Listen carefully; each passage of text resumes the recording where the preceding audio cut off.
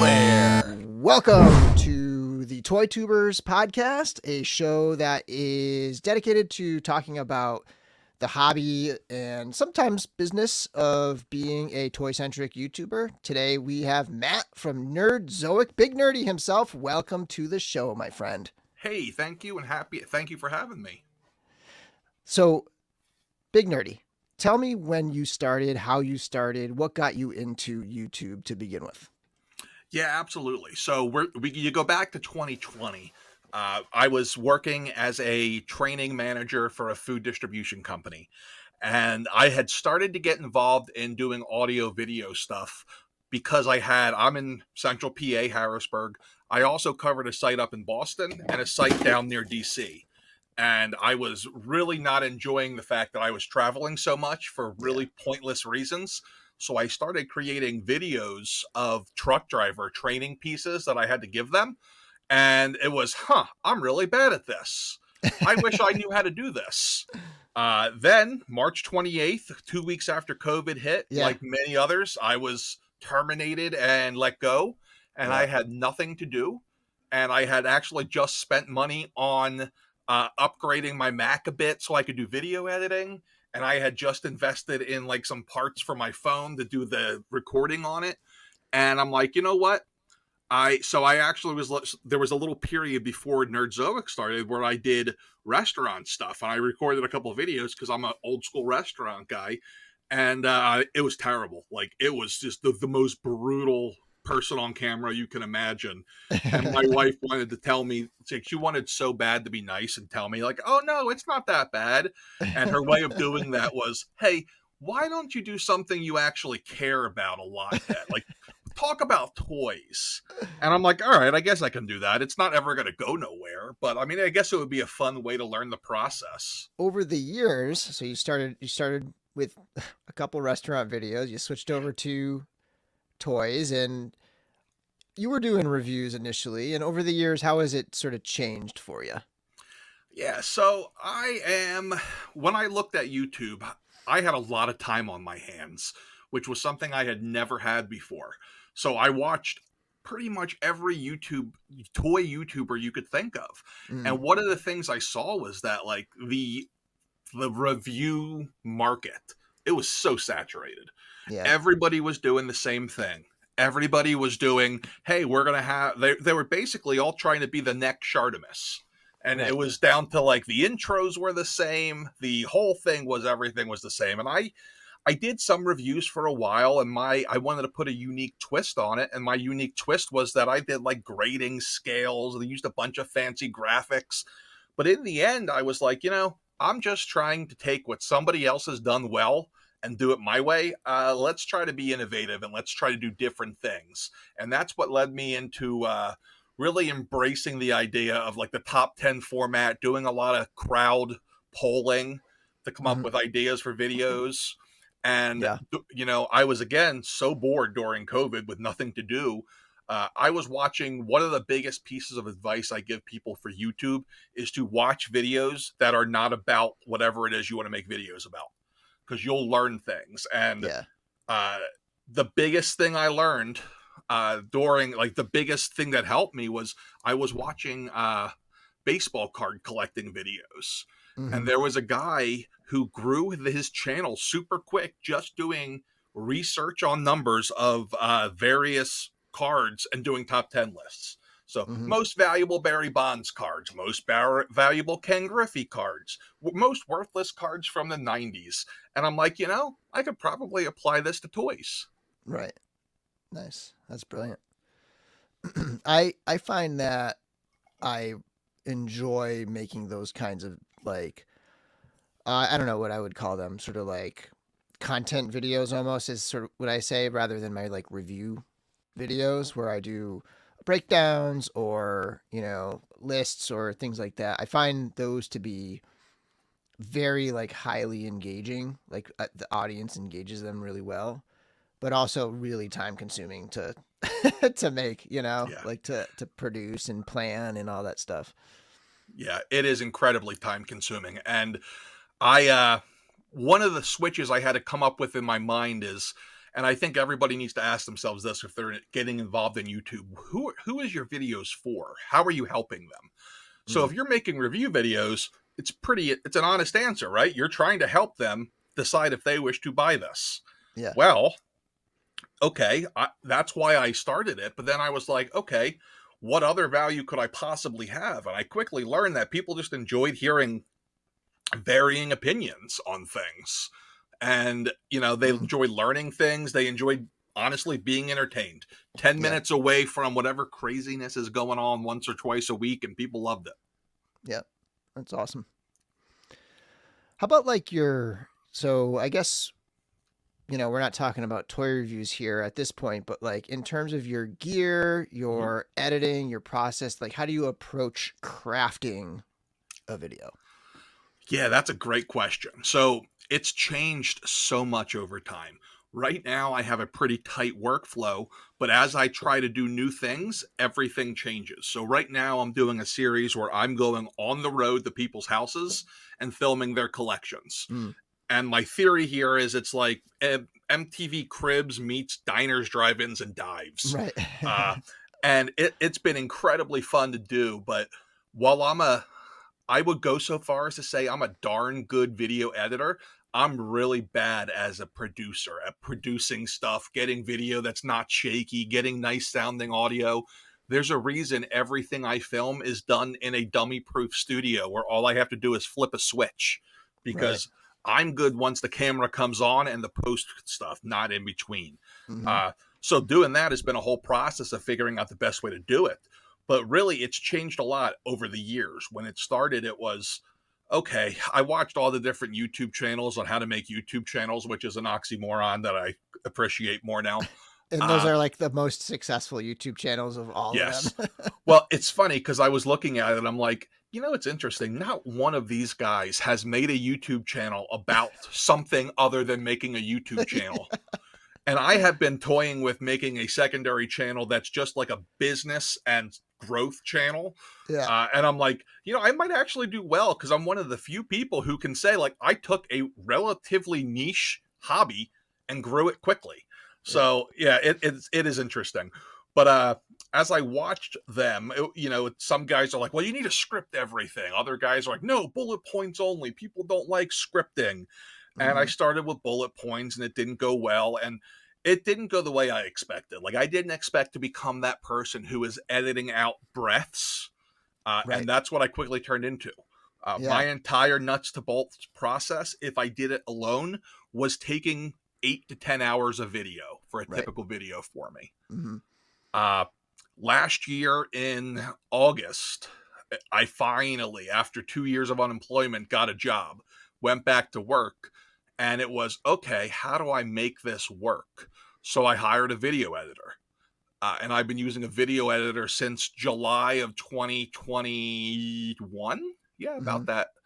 And that has been awesome. I use a program called Frame.io. They've been recently bought by Adobe. And essentially, I upload my videos there, all the raw stuff. And he takes it, turns it into a video, and then we do revisions. And I'll say, hey, at 0.3 minutes and 22 seconds, I need this picture to go here, or I need this here. And he does it, and he does a fantastic job for me. But what I was finding was it was still too time consuming, and I was spending a ton of time before the videos doing research. One of the things that I think actually helped me grow early on was I made a lot of dumb mistakes on things. Like, I would say someone's name completely wrong because that's how I heard it in my head. I'm the Count Dooku or Doku guy, whatever. I don't even know at this point. I believe I called Wrecking Crew, the Wrecker Wrecking Crew, because that's what the card said, and I never read him in the comics, but that's what the Marvel Legends figure said. So I'm like, oh, his name's Wrecking Crew. And like, people were sharing it in forums like, look at this idiot. And little do they know, they helped me grow because of that. Yeah, totally. But yeah, so as I went, I'm like, okay, I need someone to do research for me if I'm not going to have time to fact check it. So I did another thing. I'm like, all right, now I'm going to hire a producer. So now I actually have a team. I have a producer. I have a video editor. And I am the guy who comes up with the ideas and the initial script. I throw it to the producer with notes on what I want more details on. He sends it back to me. I make a couple adjustments. I film, send it off to the editor. He edits, and the producer does the revisions, and then I do the final revision. It's a process where we've been able to make it so that what I have found is that the more bogged down I am in the process, once you get to the point where, like, for me, I do a lot of top 10 videos. It is such a step-by-step process now that I don't really have to think about it. It's like going through motions. But what I found was it took the creativity out, and I wasn't able to come up with really cool, unique ideas. So by going to having a team do it with me, now they're doing all the minutia stuff, and it allows me to really think outside the box and come up with ideas, and we throw ideas off each other, and it's really become a team channel at this point. It's pretty cool. Nice. And then, so like, back up just 1 second. So you mentioned your editor, you would come back with, say, hey, throw this picture in here. Yep. Does your editor take the liberty to put pictures in, like, that they think are the right pictures, and then you go in and edit it, or do you have to suggest all the pictures? So generally what I'll do is I have, like, if it's something like Hasbro, where they have the same stock folders for the same image things, I'll just be like, hey, listen, you'll find all the images you need for this on HasbroPulse.com, and he can go get them. Occasionally, usually, like, if there's specific pictures I want, I'll have the producer grab them before the edit. But generally what we do is if we're doing a top 10 list, let's say it's a Marvel Legends top 10 list, we'll just go and say, okay, number 10 is Tigra Vintage, the retro collection. We'll just throw 10 pictures of that into a file for him so that he can go and put them in on the first edit, because he does things that I don't even know how to do on the editing side. Like, he's creating transitions and stuff. Like, I thought I was really good at editing until I met him. Yeah, totally. That's cool. That's interesting. You're the first one I've talked to who actually has a team do the editing and stuff. That's really neat. It's very interesting. You know, I learned early on that if I wanted this to go anywhere, I needed to invest back. And I never, to this day, I've never made a profit on YouTube because I reinvest every penny. Yeah.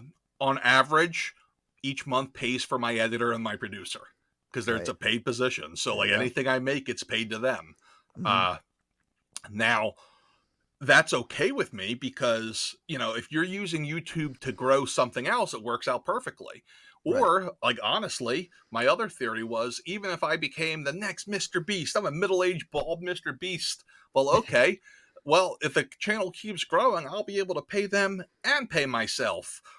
So it's kind of a win-win situation, but you got to reinvest. And you see a lot of, we just talked about the YouTube gurus. I paid for some courses. I paid for some coaching early on. I paid for a lot of different things. I watched a lot of videos on, like, Skillshare on public speaking, because I wasn't great at it at the time. On how to, like, do vocal warm-ups, how to get your cadence down so you sound correct on audio. Did a lot. I did a 8-week coaching session with somebody who actually works with YouTube, and they taught me a lot about the algorithm, the analytics, and all of it. And it was incredibly helpful. And it was definitely, like, I would say that without it, I wouldn't have gotten to where I am now. Right. Yeah, that's interesting. Okay, so kind of touching on this a little bit with, you know, like, focusing your energy on, you know, like, you can now put your energy into, or your time into, the big ideas rather than the minutia of editing and stuff. How do you manage your life balance, your workflow, any other thoughts in addition to those thoughts on efficiencies and things like that? So when I was working a full-time job, between YouTube, the store end of it, and the full-time job, I was putting in 90 to 100 hours a week. There was no life balance. Yeah. And it happened to be that I was in a job that I was absolutely miserable in. So I quit. I'm like, all right, I have enough money to take a couple months off and figure this out. Luckily, in that time, our store grew to the point where I'm like, oh, maybe I don't need to get a job again. So, you know, each month to month, where it's like, oh, maybe next month I'll get a job if sales start to go down. But it's a lot easier. But by my own nature, I have always been a bit of a workaholic. When I look at it, it's one of my biggest flaws that I have to work on. I don't really look at much else. And what I found is when your hobby becomes your career, you lose that outlet and you're doing it all the time. So you no longer have that thing to go to get the Right. balance. So it's a struggle for me. And I try to stop working by 7 p.m. each day. And I start working when I wake up. And that's pretty much it. I do that 6.5 days a week. I take off Sunday mornings generally, but I work a lot of hours. But again, what I do now between working on website stuff, sourcing product, and making videos, coming up with ideas, it all is so much fun for me. I can't even tell you how much, like, until I sit down and write it out, I couldn't tell you that I work a lot. The reason Right. I know that I have that work-life balance problem is because when I'm not working, I'm like, I should probably be working. Totally. How about like looking ahead, future goals? Where are you going with this thing? Yeah, Obviously, you have the store, but like the channel yeah, too. that silver plaque means a lot to me. I really want that 100,000 subscriber plaque. Where are you right now? 43. Halfway, It's a halfway there. it's a slow grow. And what I have Yeah. found is there are certain principles I would have to compromise on if I wanted to get there quicker. And Yeah. I'm not going to do that. And I'll Yep. talk more about that in a second. But so my chiropractor actually has a 400,000 subscriber YouTube channel. Wow. Yeah. Like the first time I walked in there, he's got his little silver play button. And I'm like, how'd you get that? He goes, oh, I just put videos up of me cracking people's backs. People love it. And I'm like, are you kidding me? So like I see that every day. I'm like, well, that's probably worth about $2.50 of cheap plastic, but I need it. Yeah. And it's hard. Like it's hard because there's a couple ways to get there in our realm of things. There's really two. There's be controversial or play the long game. The ones who I look at who have not been controversial but played the long game, the best example I have is DeFwoosh. Like, Yeah. absolutely love what Robo does with that channel because he doesn't go in and try to stir the pot to get views. He Yeah. has slowly and organically, with his personality and just his presence, built that channel. Yeah. There's other channels, and I'm not ever going to name names because I don't like being negative about this kind of stuff, where Right. they are looking for negative things to spew Mm-hmm. all the time. And it's always a dichotomy for me because the mission for me of my channel is to help people kind of step away from the craziest of life and step into nostalgia, into the old stuff. And toys are a huge part of that. But I don't want to, I do hit negative stuff sometimes because it's there. Right now is a really rough time dealing with Hasbro toys for a lot of people, and a lot of people have opinions on it.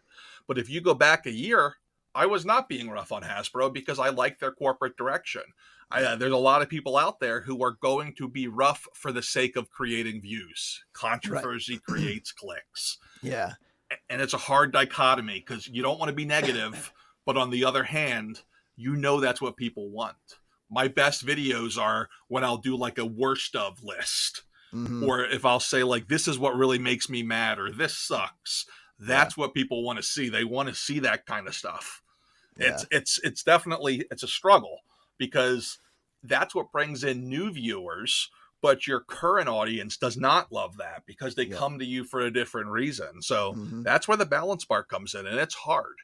I think that toys, anybody who comes to me and says they want to make a living as a toy YouTuber, I say find a new idea because Yeah. there's not enough money in it. There's just not enough money to go around. No. You look at the fact that, even your biggest of big toy stores, your Entertainment Earths and your big bad toy stores, they're working on such slim margins. They can't afford to have someone on salary who's just their in-house influencer.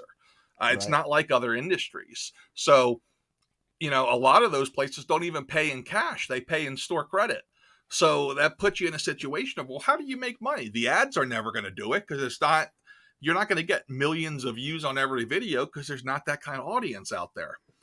one of the things I'm looking to do on my channel, and I've done it a little bit, is get more into the, I guess lore is the word, the lore side of things, and kind of Mm-hmm. take my formats and talk more about that. So I've done 2 or 3 different videos on it. One did really well, where I talked about rip-off characters. And again, there's the negativity, right? I'm like, well, I know people will click this because I'm going to make a thumbnail that has a picture of the Flash and just say that he's a discount Quicksilver. I don't believe that, but people are going to get mad and they're going to click and watch that video. And I Yeah. was right. I did another one about Star Wars where I talked about Jedi, and there's definitely room to do that kind of stuff, but you gotta really compel someone to want to watch that. And Yeah. the most important part of making a video, whether it's toys or something else, is your title, your thumbnail, and your first 30 seconds. And that's the name of the game. If you don't have a concept, it doesn't matter how good of a video you can come up with, but if you can't get someone to click it and then have the intrigue for them to want to watch the entire thing, without those 2 things, it's not going to work. Yeah. Yeah, I've tried to get better at that, but yeah, it's tough to do good thumbnails, like really engaging. I need to click this kind of thumbnails. You really have to start with that idea first, and then build everything around it. Like you have to start with how do you hook the audience. That's 100% what it is, and that is my process now. I start off, the first thing I do is come up with a title, thumbnail, and story structure concept. Just really simple. Like, Yeah. I don't do that for top 10 lists because I don't have to. The story tells itself. Yeah. But like, if it's going to be something else, I need to have an idea to get there. Like, I'll see a great example of this is the first time I came across Mythic Legions was about 2 years ago. I never heard of them. I saw this gigantic line and I'm like, oh my God, I see the thumbnail in my head. It's that meme of the guy with his girlfriend and then the guy's turning around, checking out the other girl. Yeah. And I'm like, I can just see it now. All I got to do is stick the logos on top of all the different people. It's me as the guy, Marvel Legends as the girl, Mythic Legions as the other girl. It was perfect. And it did. People loved it. And sometimes I can see the thumbnails clearly and it's really simple. Other times, not so much. Does your team help you out with the idea creation at all? Like coming up with ideas for things, or is that mostly sometimes it's like 99% me? Yeah. They definitely, it's more of a situation where they spur it and they're like, yeah, I like this idea, but you need to expand on it more. Like the collection tours that I'm doing now, I couldn't explain the vision to them. Now after doing one, now they get it. Now they're like, okay, this is really cool, but next time you need to do a better job with the footage because we can only polish this turd so much because like the footage was shaky and my audio was messed up, and that was hard because for that it's like, okay, I'm going to go to someone's house and film a tour, but one of my like core values with video making is telling a story. How the hell do you do that if you don't know the person yet? So I have to come up with a story as soon as I meet these people. And it's hard. It's really hard. It tests my creative muscles. So the tour that I released last week with Joe, JMC Collects, he just talking to him, I figured it out really quick. Like, wow, this guy's only been in this for 18 months. Like he's at that stage of the toy relationship where it's still new and fresh and everything's perfect. And that was the story.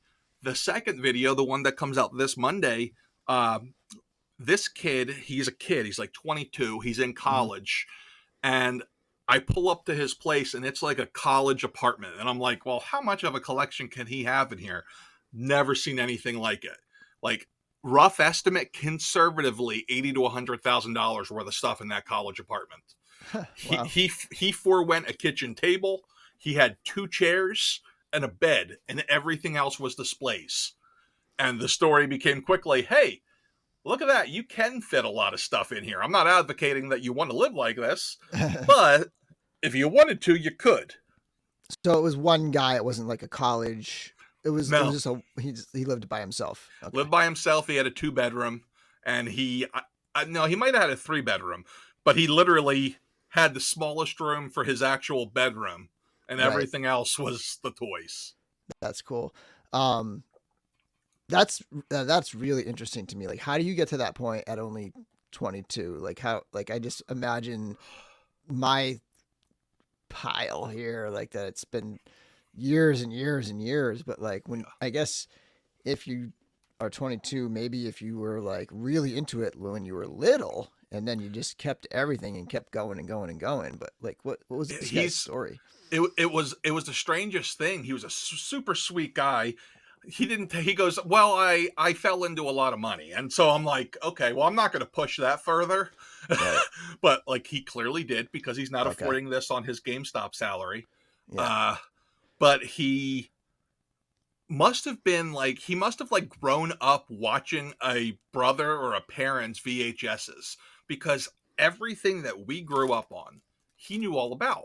Like, he's telling me about He-Man, he's telling me about Thundercats, he's talking to me about Mask, and I'm like, bro, how do you know this? This is 30 years before you were born. Yeah. Me and the guy I was with who was helping me film, he said, him and I started talking about Cops and Crooks. And he goes, oh, I used to love that with Big. I'm like, how do you know these things? It doesn't make sense. That's amazing. But he knew them all. Yeah. I have some students, high school kids who are like, they amaze me with their rock knowledge, Yeah. especially 90s rock. Like, I mentioned, we talk about like going to shows and stuff, and I'm like, there's one of my favorite musicians is coming. It was Les Claypool from Primus, and she goes, oh, check it out, and she points to her bag. She's got a Frizzle Fry, like their first album pin. I'm like, what the heck? How is that even possible? But Internet's I think it's her changed dad. things, man. I think it's her dad too. Yeah. Like, her dad's probably my age. Yeah, I mean, I think we have those things too. Like, I have I don't want to call it an obsession, but I have like a very big fond love for John Wayne movies. Yeah. John Wayne died 10 years before I was born. Right. So, totally. Yeah. But again, that was my dad. My dad watched them with me. We bought them all on VHS out of the $2 bin at Walmart. And it was definitely different, because I've always been a value collector, in that I'm not rich, never have been. So I've never put that much money into toys. Yeah. Most of it was when I was 18 to 23, single, no life. So there was no partying or anything. And I'm like, well, this makes me happy, so I'll do this. But back then, you could buy an entire wave for $35, $40. It's a different world. Yeah. All right. Well, I think that pretty much covers everything. Anything else you want to add before we sign off here? Yeah. Really work on becoming a better storyteller. For anybody who wants to do this, watch other people's channels. Watch people like Casey Neistat and see if you can figure out what he's doing in his videos, because it's very simple and it's universal. Someone showed me a video of his once where he lost his drone and he had to go find it. And if you sat there like you were in high school English class and you mapped out a 3-act structure, you can see each point of his video. And then you go watch his other videos and they do the same things. So make yourself familiar with that and get familiar with the hero's journey story structure. I have one video that for a long time was my best video. It was my collecting regrets video, where I took a piece of paper that had the hero's journey on it, and I mapped out my collecting journey and all the dumb things I've done on it. And it turned into a video that people just loved. And that was another case where, like, I saw the thumbnail in my head before anything else. The thumbnail was me laying in bed with a bunch of toys. Like, I woke up the next morning and they're all there. Like, sometimes those things and then making those things are a million times harder for me, because I'm a terrible graphic designer. Most of my thumbnails are very, very, very simplistic, but that's all they need to be. Right. Yeah. They just got to convey that meaning. Totally. Absolutely. And that's great advice about the storytelling, especially like that whole hero's journey thing. I need to try that sometime. Like, cause I've taught that structure as a literary, framework with which to like analyze texts, and like, so I'm fairly familiar with it. Yeah. I should try mapping out something like that for one of my videos sometime. Yeah. And really watch, the other one, who I've never talked to, ironically, considering we're kind of in the same niche, but I'm a big admirer of Dan Larson forever. Yeah. His early work, especially. He does a lot of just little things throughout his videos that really just hook you, whether it's telling a story that's completely unrelated to what he's talking about. And he'll do like a countdown list, and like everyone, he'll have something unrelated that's just like a random aside. It's quite impressive. Yeah, he's talented for sure. Very skilled. And he was one that I really learned early on. Like, I listened to him talk, and I guess if you're not on YouTube, you can't really tell, but he uses a teleprompter. Oh yeah, and for sure. Everybody told me, don't use a teleprompter. Don't use a teleprompter. Yeah, I use a teleprompter now. Worst advice I ever got. What's that setup like? Let me grab it for you. Hold on 1 second. Yeah.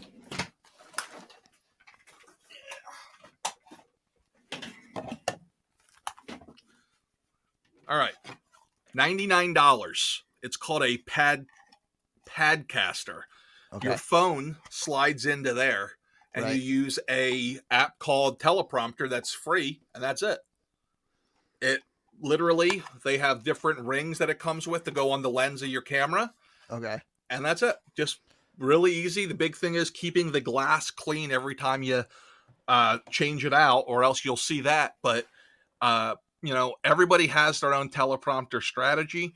I had a speech impediment the first 15 years of my life, so I'll still trip over words occasionally. Mm-hmm. So I can't actually put a prompter on and let it run. Doesn't work for me. I have to do it in pieces. So I'll literally turn it on, start, say what I need to say. The only thing that's ever scripted out word for word for me is the very beginning of my videos. And whenever there are like rapid fire skits that I don't want cuts in. But other than that, most of it's bullet points on the teleprompter, because what I was finding I would do is I'd print out my bullet points and I'd look down, look up, and look down. But I couldn't help myself. I'd start talking as I'm pulling my head up, and you'd see it in the videos on the cuts. Right. And it looked super, super weird. Right. Yeah, that's good to think about. So my thing is like, when I do scripted stuff, which is not exactly scripted, it's bullet point type things. Yeah. I'll say something, and I'll do a few takes possibly of that thing that I say, and then I'll look down, and then I'll have to like reposition. So there's a lot more like thinking, but if you're looking right at the thing you're reading or whatever, it definitely would help a lot. Yeah. Yeah, and that's the other thing. We'll kind of get back I'll go back to editing for a minute. Come up with a system that works for you. And there's a couple things that are like universal. Your last take has to be your best take every time. Because when you're editing, if you have an hour of footage for a 10-minute video, there is absolutely no reason to watch all the bad takes. You edit backwards. So if you have your script, you start with the last scene, and you look at the wave of the audio, and you just say, okay, here's the good part, delete all of this. And you can cut through a lot of crap really quickly. Yeah. Yeah, I've realized that myself. That kind of actually describes my process pretty much. It's like, it's you know it. When you say it well, you know it. And that's your last one, and then you move on to the next thing. And like when you're editing, you just kind of know that the especially the visual of the waveforms, like those 5 ones are the same, me saying the same thing. And then it's like, whoop, just cut those out. Yeah. The other thing that's a pet peeve for me, I don't like it when people use jump cuts, like just straight up cut, like just against each other. So I'll always zoom in for my cuts. Yeah. What I do, one speed trick that I learned early on, and I think I taught my editor this. I'll actually take my initial timeline and duplicate it. And then one of the timelines, I'll zoom in to about 150%. So it looks like you have 2 cameras. So on every cut, you just switch to the second timeline. So that one's on top. Wow. So it's like having 2 cameras. That's brilliant, actually. Yeah, it was one of my best ideas. Yeah, I need to do that. Because that is a little time consuming. Like, because you have to cut both ends before you zoom it, and that can be that little finding that end is like the time consuming little bit of that. And if you're using like I absolutely hate Adobe. I used it for a while, and I found that doing any sort of zooms or anything that involved that was just so time consuming. So that was a huge thing for me, learning that. And then you get that, like my rule for the editing is 5 to 10 seconds. That's the longest you can go without a cut, without some kind of a visual cut, whether it's to a picture, whether it's to B-roll, whether it's to me from a different angle, because that's Right. just the way the human brain works. They'll switch you- off real quick. Do you, I'm trying to think of your videos and I can't think right now, but do you record on two cameras? Do you record two angles or? No, I don't. I was going to. I've tried it and I've done a little bit of it. Like I actually at one point used a webcam because I'm still on my initial camera I bought in 2020, a Canon M50.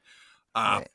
and I just use that, but I just try to make it so that if you get the lighting really, really well done, it makes it really easy to get a good, crisp looking picture.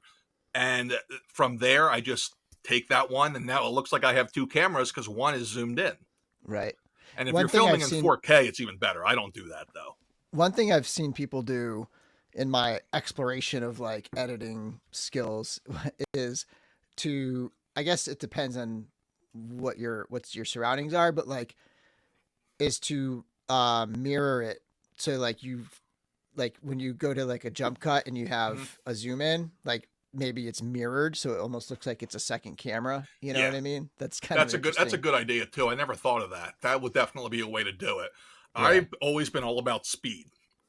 Like you got to get your process down. Like I actually have my studio area set up. Like that's a pole Yep. there. Like I have everything set up so that it's two switches and everything's on. Right. And everything's keyed in and set to go. I have a monitor that was, I had a couple of videos where I figured out halfway through, like the editor didn't tell me and then he edited it anyway and it was like half out of focus. So now I have a monitor because I don't ever want to have that happen again. Yeah. I have double mics in case one of the mics is acting up. Right. Yeah, one of my issues is I essentially have I have two studios. I have where I'm sitting now, which is my desk, which is where I'll be at my computer and I'll put the camera over here. My not this camera, which is just my computer camera, but like I'll put my actual camera over to this side of me. And that's when I'll record my breakdowns, my topic videos where I'm talking to the camera. And then over on the other side of the room, I have my table where I do my reviews, right? Yeah. And there's too many pieces that have to travel back and forth between those two setups. So if ever people are ever wondering why, like you'll see for months, you'll just see me only doing table reviews, and then another time I'll have a bunch of breakdowns or whatever type of videos. That's why it's like it's such a pain to go back and forth. And if I'm ever doing frequent videos, like there's just no way to just keep bouncing back and forth between them. Yeah. This particular moment right now where I'm publishing these videos, obviously like sitting at my computer and talking to my computer camera is a lot easier than like setting up my whole thing. But there's still some components that can travel back and forth. But what I've been doing is like recording a number of these interviews that take under an hour and then having those just in the bank, and I edit those when I have time, and then like doing batches of reviews on the table, particularly because I've been doing those Cosmic Legions test shots and they all came in at once, and I just had to do, like I can't hold on to these guys' figures for months. Yeah. Even though I don't want to publish them all in 1 week, like they're going to take 2 months to publish all of them. So it's like right now it almost seems like I'm bouncing back and forth, but it's more just my workflow. So yeah, personally, I need a second camera and I need more lights just so that I can have a better workflow, really. I actually have it sitting in my cart at B&H. I want to buy like 4 more cameras just for that reason. I need one on the computer because I use a webcam and it's a 4K webcam here, but it's spotty. I want to have my one there. I want to have a vlogging camera, and I'd actually like to. I don't want to do reviews per se, but I would like to be able to do just for like, it's not content that will ever do well. Right now, I do product unboxings as live streams because they're quick, easy, and simple, Right. but it's not as nice as I'd like them to be. But what I've been doing the last couple of weeks is, well, the last couple of days, honestly, I use my phone as a second camera. And after I Yeah. open something, I just come down here and it looks really good. I was shocked, Yeah. actually. Nice. On the live stream, and you Yeah. patch it in as a second guest. Yeah, so I switched from what you're using, StreamYard. I switched to Ecamm Live when I got a Mac again. So that was a nice switch. I can do a lot more. Interesting. Yeah, I usually feel a little limited by StreamYard, but it's so easy and like That's the thing. smooth. Yeah, and that's the thing. Like, as much as I like all of the options on Ecamm, there's too many options. Then Yeah. you get into the situation where you're like, well, I don't want to do a live today. Instead, I'm going to create a new overlay. Oh, well, I don't like that overlay. Let me change it. Next thing you know, it's been 3 weeks. You haven't done anything. Yeah, just tinkering. Yeah. That's what I like about StreamYard. And I actually just canceled it a couple of months ago because I was holding on to both because I was not 100% convinced. Right. Yeah. My renewal must be coming up because I did a year about a year ago. Nice. So I should think about what I'm going to do with that. But yeah, it's always interesting. Like, I always tell people now, like, if you're gonna like this whole video thing, it's so expensive, especially when you get into software. Like, what are you using to edit your videos on? What kind of software? I just use iMovie. Love iMovie. I absolutely love it.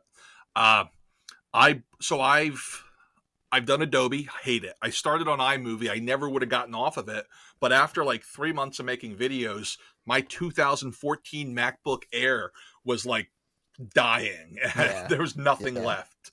And I actually bought Final Cut Pro like 6 months ago when I bought my Mac, and I have used it twice. I actually have DaVinci Resolve installed because anytime I have to edit something, then I got to go use DaVinci because I still haven't taught myself Final Cut yet. But that's on my forever to-do list. Yeah, I've been thinking about upgrading, and the last one I did was with Trevor 16 Shooter, and he mentioned one that I might look into. It's a subscription. I can't remember the name of the editing software, but it's one that you have to subscribe to, which I tend to not want to do. I just want to buy the software and have it and just always have access to it. But yeah, I need to. That's one of the things. One of the problems with iMovie, and I mentioned this in that last episode, is like, you only really have one timeline. You have to stack a video as an, as a picture in picture or an overlay, and then bring it in that way. But like, yeah, there's certain things I loved iMovie, but I'll tell you, DaVinci Resolve I really like too. It's very simple. It's free, or you can buy I didn't need the advanced version, as you know. And I like paying for software. Like, I get the kick out of it. Like, that's like my thing. I'm like, oh, cool. I'm going to buy this and see what it does. Then I regret it later. But I didn't even buy that. I didn't need it. There was no need. Cool. Yeah, I'll look into that. Alrighty. Well, before we wrap up, do you want to plug all of your socials, your store, all that stuff? Yeah, so I am all over social media at Nerdzoic, Nerdzoic, except for Instagram, where I have 2 C's because somebody stole Nerdzoic. There's actually a TikTok up without any videos. That's on my to-do list, too. As far as your toy needs, nerdzoic.com. We now carry, I swear it seems like we carry everything at this point, but everything pretty much except for Mattel and McFarlane. Definitely I stick away from those, but anything else you can pretty much find with me. Awesome. All right. Well, thanks for coming on, sharing all of your experience and knowledge. Much appreciated. Big Nerdy, thank you. Until next time, everybody, may the force be with you.